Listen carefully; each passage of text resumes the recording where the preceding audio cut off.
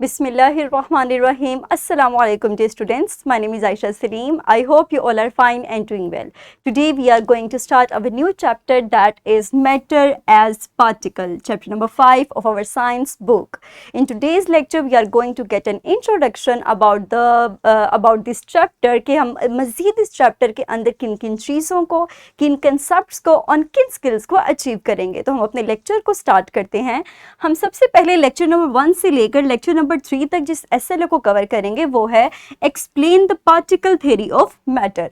हम मैटर की 3 स्टेट्स को इनकी पार्टिकल थ्योरी के बिहाफ पर इनको एक्सप्लेन करेंगे और इनके स्ट्रक्चर को, इनके बिहेवियर को डिस्क्राइब करेंगे और इनके स्ट्रक्चर, इन थ्योरीज को डिफाइन करने के बाद हम इनसे रेलेवेंट स्किल्स को अचीव करेंगे और इन स्किल्स को आप इजीली ओपन कर सकते हैं by scanning the QR code that are pasted just beside these skills.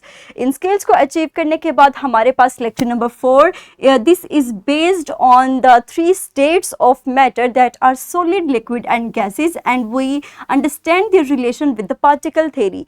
हम इन मैटर की 3 स्टेट्स के रिलेशन को डिस्कस करेंगे पार्टिकल थ्योरी के साथ और हम अपने 3 SLOs को कवर करेंगे in which we explain that why gases and liquids take the shape of the container but solids do not, and further we explain that why gases and liquids flow easily, and we discuss that using the particle theory of matter that why liquid and gases flow easily but solids cannot. और हम इन तीनों SLOs को describe करेंगे अपने lecture number 4 के अंदर. मजीद हम अपने लेक्चर नंबर 5 के अंदर मैटर की स्टेट्स को, यानी मैटर की स्टेट्स किस तरह चेंज होती हैं, change in the state of matter and the particle theory, इसको डिस्क्राइब करेंगे. और हमारे पास जो स्टेट्स हैं that are freezing, melting, freezing, evaporation, condensation and sublimation, and we'll explain this by using the particle model of matter. और इसको explain करने के बाद हम lecture number 6 के अंदर इसी knowledge को apply करते हुए अपनी एक skill को achieve करेंगे जिसके अंदर हम we use models to explain the expansion and contraction of matter. Basically from the daily life examples हम scenarios को read करेंगे और मज़ीद हम describe करेंगे कि either it is expansion or it is contraction.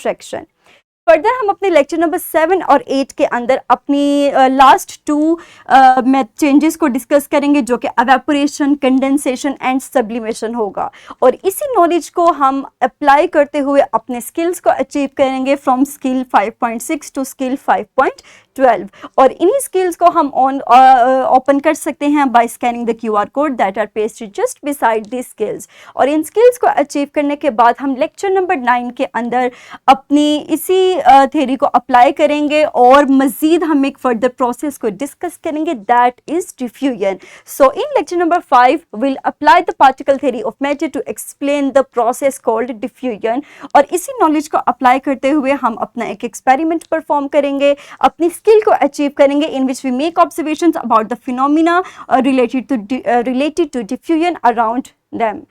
Further हम अपने लेक्चर नंबर 10 के अंदर अपने चैप्टर के की कंसेप्ट्स को, अपनी एक एक्टिविटी को सबसे पहले परफॉर्म करेंगे और उसी लेक्चर के अंदर हम अपने चैप्टर के की कंसेप्ट्स को रिवाइज करेंगे ताकि हम अपने पूरे चैप्टर को एक माइंड मैप के ज़रिए से हम उसकी रिवीजन करेंगे.